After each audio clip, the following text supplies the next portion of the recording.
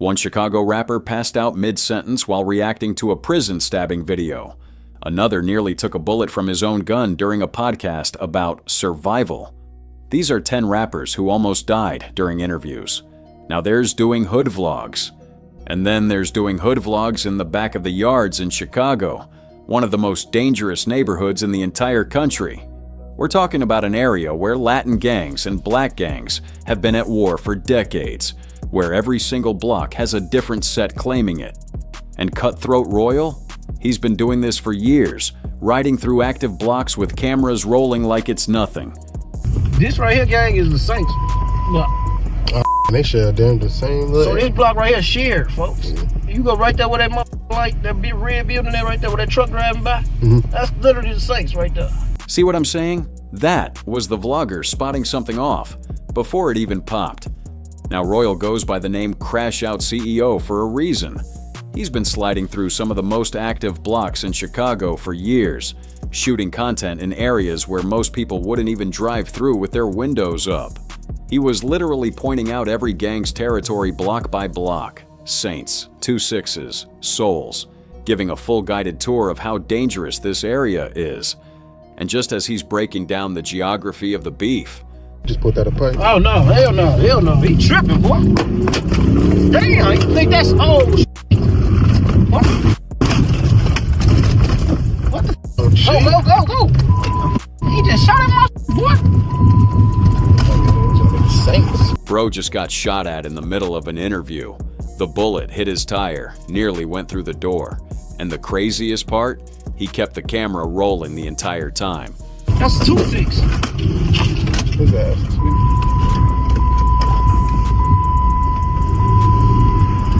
What the f? But you see what I'm saying though? He's like, let's go to pipe 2.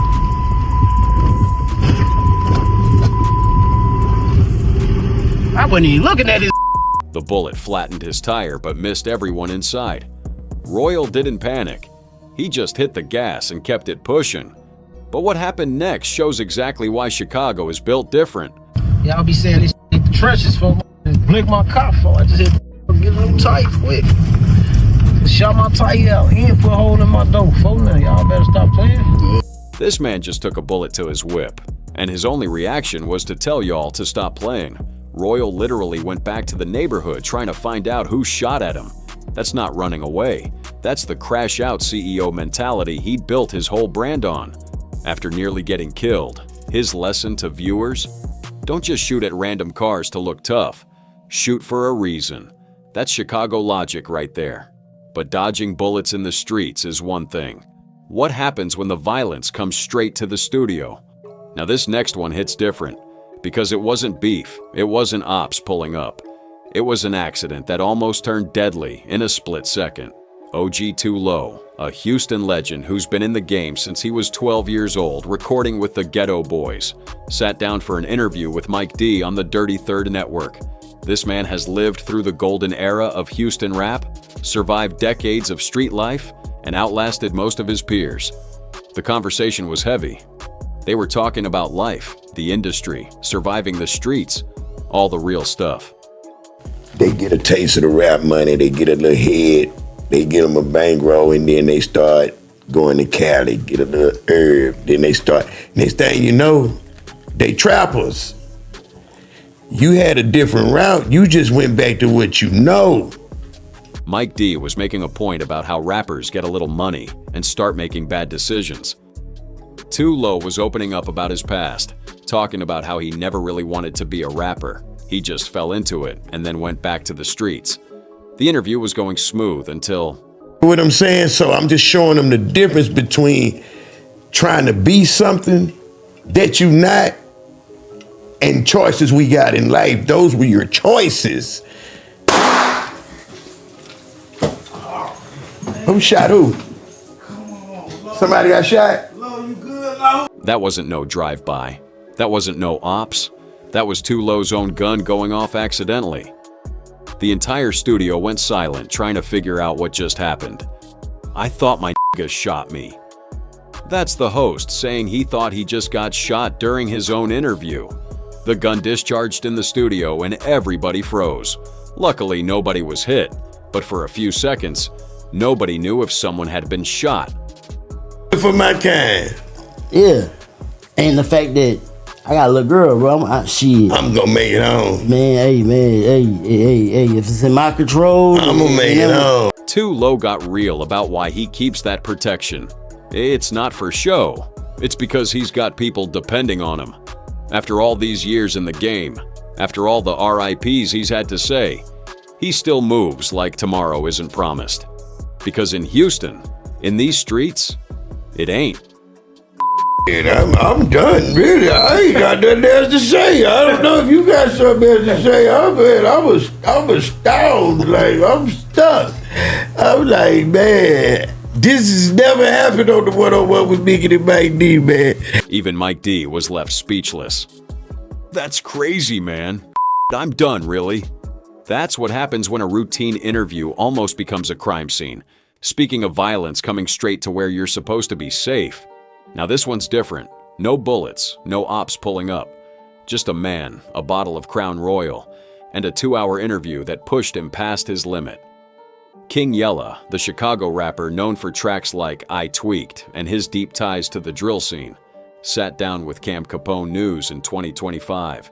He'd just gotten out of jail after a wild case in Vegas involving undercover cops, and he was ready to talk about everything. All right, King Yella. Cam. You back to Cam Capone News. Man, you know it's always a pleasure with my boy, man. You did? The interview started smooth. Yella was cracking jokes, talking about how unpredictable he can be. He dove into the story about getting set up by undercover cops at the Palms Casino. Fake a sting operation, him getting slammed on the casino floor. Wild stuff. But throughout all of it, that Crown Royal kept flowing. Over some fake and I ain't get a penny. These people just hate it out here, man. You gotta be careful. Vegas is not the place to play. They will send you to jail for a long time for nothing out here. As they went deeper, talking about 4Extra blowing his hand off with fireworks, the mass shooting at Mellow Bucks's CD release party, you could see Yella's energy starting to shift. The liquor was hitting different now. Well, at least you made it out of there. You know, I mean, you did a lot, 30 days, that's, that sucks, but you did a lot worse, so. Yeah, man, it's all good, man. Then Cam pulled up the leaked footage of Tory Lanez getting stabbed in prison. Yella watched it in real time, reacting to the violence on screen. And when Cam asked for his thoughts on what he just saw. Man, that's crazy.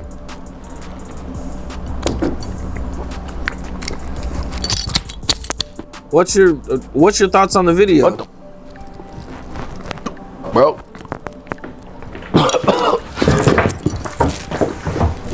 Yo. Good? Hey, boy, you good? This man literally passed out mid-sentence trying to give his opinion. The clip went viral instantly, hundreds of thousands of views in days. Some fans were genuinely concerned, others clowned him for not handling his liquor.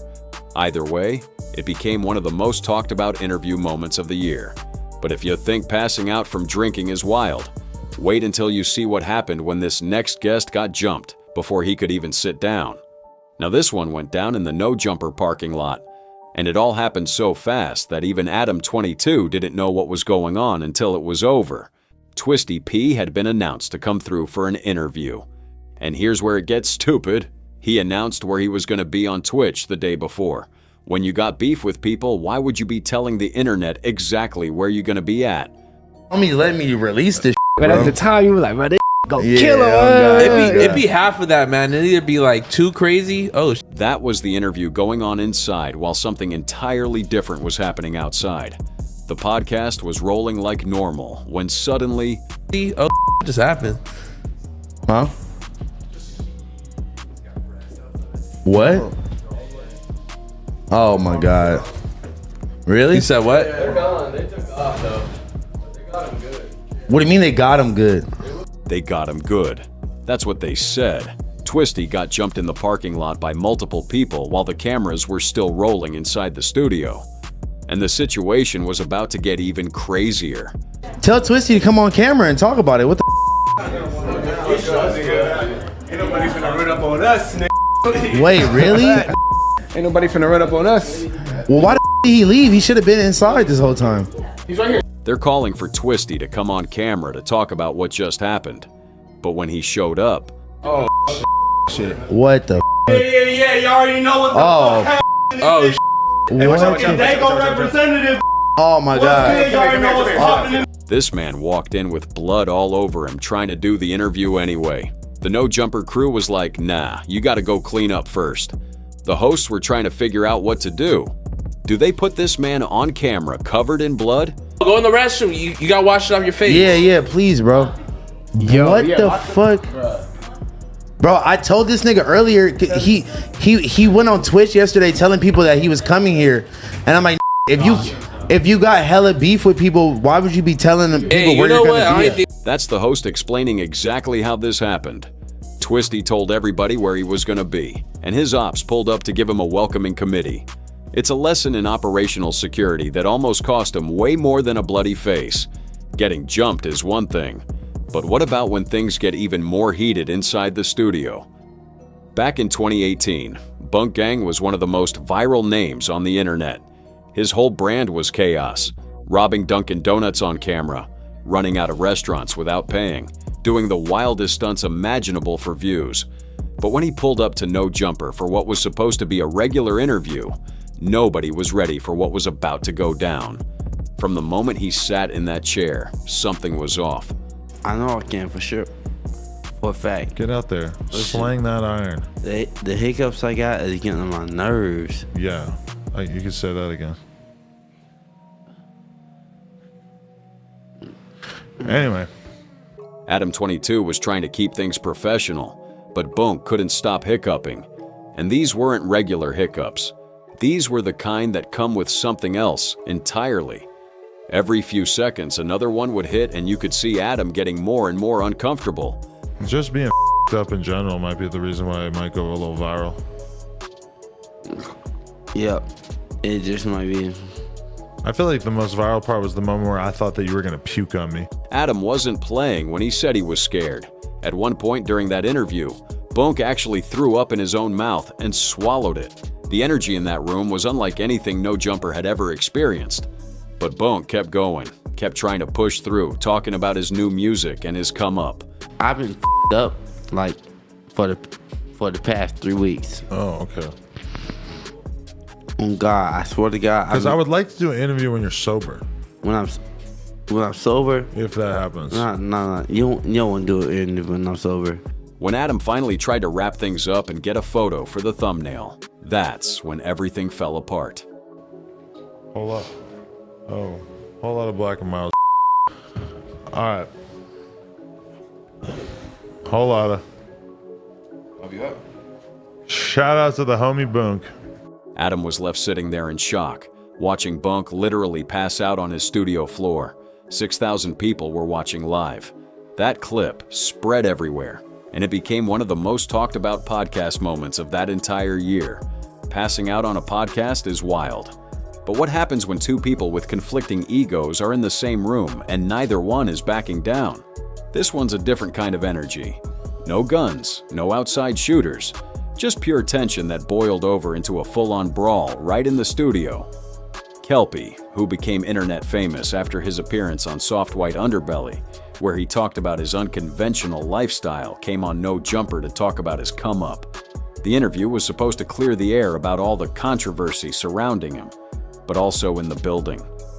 Suspect, an OG in the game who wasn't feeling Kelpie's approach to the lifestyle at all, and he wasn't about to hold back his opinions. So let's lay this all out. So you had a very, very viral appearance on Soft White Underbelly. Yeah. Tell me what happened. Like what was your life like in the lead up to that? Why'd you decide to do that? It started calm enough. Just introductions, everybody trying to keep it professional. But then they started talking about Kelpie's appearance and how people in the game were viewing him as a fraud. That's when Suspect started getting real with his opinions.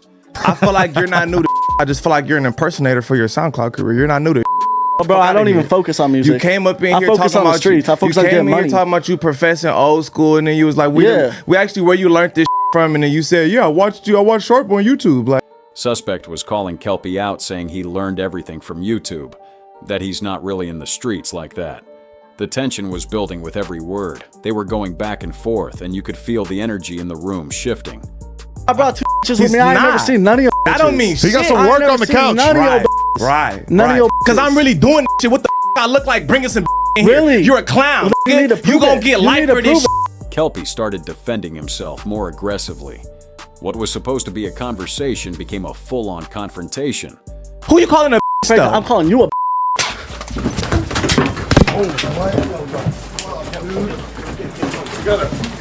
The host was trying to regain control of the situation, but the damage was done. The tension between Kelpie and Suspect had boiled over into physical confrontation. Even after trying to calm things down, the disrespect kept flying. The whole interview became a lesson in what happens when you put two people with conflicting egos in the same room. But at least this one stayed hands only. Wait until you see what happens when things escalate to actual death threats. This one is a masterclass in how fast things can go left when egos clash. Birmingham artist Petey Weestraw sat down for what was supposed to be a simple interview with a local platform. Nothing major, just basic questions about where you're from, how'd you get started, that kind of stuff you'd expect from an up-and-coming artist trying to get exposure. But from the jump, the energy was off, and what happened next proves that sometimes the biggest threats don't come from the streets. They come from disrespect. We're here with Birmingham local artist Petey Weestraw. What's good, Straw? What's happening? Hey, it's good to have you here at Birmingham Unsigned but Major Bio Interviews. And I just want to ask you a few questions so the fans can get to know you a little better as an artist. That's cool with you? That's cool. Sounds normal, right? Just a standard local interview setup. But then the host's phone rang during the interview, and he stepped away to answer it. That's when Petey started getting annoyed. My bad, Straw. That was an emergency, man. That was my wife. She had called me on some emergency. But, you know, back to... Say what? I said that was disrespectful. I don't give no fuck. The host apologized and tried to get back on track, but Petey wasn't having it. He felt disrespected by the interruption. Then things started escalating. Fam, first off, we edit videos, my nigga. Like, shit happen. You know what I'm saying? And the shit get edited, my nigga. So you don't know what I did with the other people. Calm your ass down, my nigga. And you're gonna either do your interview or you're gonna get the on this. The host tried to explain that they edit stuff out, but Petey was done listening. The conversation took a dark turn. Well, I'm gonna do you a favor until you get the fuck out of my house. How about that? You mean get the fuck out your house, bro? Fuck my house. How about that? Man, I tell you everything go bro. You tear it up. Tear it up then. Fuck, nigga. Get your ass out. That's when the death threats started flying. What was supposed to be a promo interview turned into a full-on confrontation with both parties threatening each other. Oh, out of here. I kill your mother. Now what the you thought this shit was? I tell this shit off. Get your up out of here before I spark on your whole ass. Fuck his house. Fuck his Yeah, I know. I know. Yeah, I know. What the wrong with these whole ass? From interview to death threats in under 4 minutes, all because of a phone call. But if you think that's wild, wait until you hear about the interview that got interrupted by actual gunfire. Charlie Bow is known for doing street interviews in some of the most dangerous neighborhoods in Chicago. He's built his whole brand on capturing real, unfiltered moments from the trenches. No studio, no security, just a camera and conversations with whoever's willing to talk. But this particular interview, it became way more real than anybody signed up for.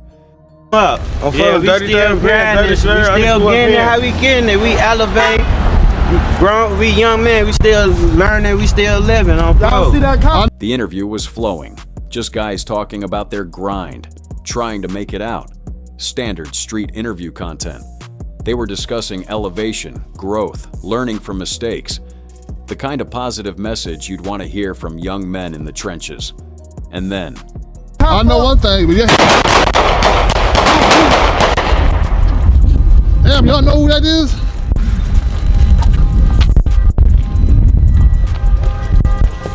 A full-on shootout erupted in the middle of the interview. Shots ringing out, people scrambling, complete chaos. So you were filming a video with who? Some guys I know from Chicago, like a little neighborhood video. Okay. You know, yeah. I say be careful. After the dust settled, Charlie Bow was being questioned about what they were doing out there. The warning at the end? Be careful. Like that's not obvious after what just went down. These dudes, I'm pretty sure the guys that you probably were doing a video with, they have a lot. They have a lot, meaning beef, meaning targets on their backs. That's the reality of doing street journalism in Chicago. But at least Charlie Bow walked away. The next entry? The rapper himself got hit. This one is different because it wasn't technically an interview. It was a video shoot. But King Yella was mid-production, cameras rolling, when bullets started flying and he actually got hit. Yella's been a fixture in Chicago drill for years, known for his connections to some of the most notorious figures in the scene. But on this day, he wasn't doing anything street-related. He was filming a message of unity.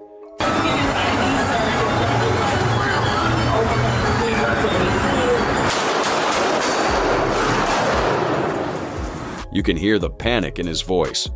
What is my life? That's what he said right after taking a bullet.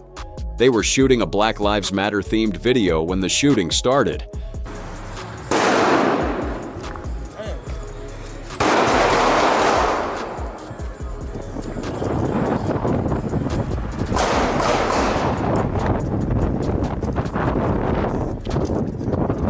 They're trying to figure out how to move, how to get out of there. The chaos is real.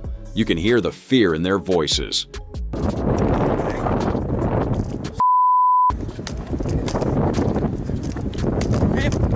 King Yella got hit but survived. The footage shows the immediate aftermath. People scrambling, trying to get him help. Complete pandemonium.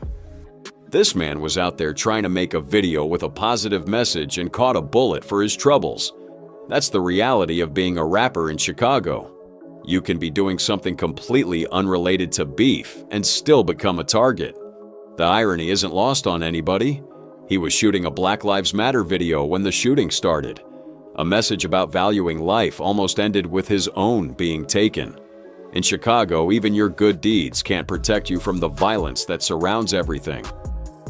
Now let's end on something a little different. Not every interview goes sideways with violence. But this one with Kodak Black shows the mentality that comes with surviving this lifestyle. Kodak's one of the most controversial and successful rappers to come out of Florida. He's been shot at, arrested multiple times, and lost friends to the streets. But through it all, he keeps pushing. He sat down for a conversation and opened up about what keeps him going when everybody around him is falling off. Got my boy Yak in the building, man. Tired. That nigga tired as shit. Nah, tired. That's what I see. Okay. You're like tired, like they dead. And they dead like flies. Tired like they dead like flies. That's how Kodak describes the people around him. The host was expressing his respect for Kodak, talking about how he's been following his career since the beginning. But then they got into the real conversation. What keep you inspired to like just keep going, like you feel me? Cause I'm that boy, then I be like, with my shit, I'm better than all these mostly. Yeah. I don't know, like, cocky, arrogant shit, but then I sit back, I look like, man, I'm better than these niggas. Period. That confidence, that's what separates survivors from statistics in this game. Kodak's been through it all, locked up multiple times, shot at, surrounded by death. And he's still here, making music. Whatever, this shit ain't about nothing now, but like, but that's how you're supposed to feel. We all men at the end of the day, respect, and you ain't saying it to, you feel some kind of way, your smoky boots. You know what I'm saying? But I'm saying that I'm better than these niggas. I'm sliding. I'm better than these. That mentality right there is what keeps you alive when everybody wants to see you fail. It's not arrogance. It's a survival. Even after everything he's been through, the arrests, the shootings, the friends he's lost, he's still creating. That's what separates legends from one-hit wonders.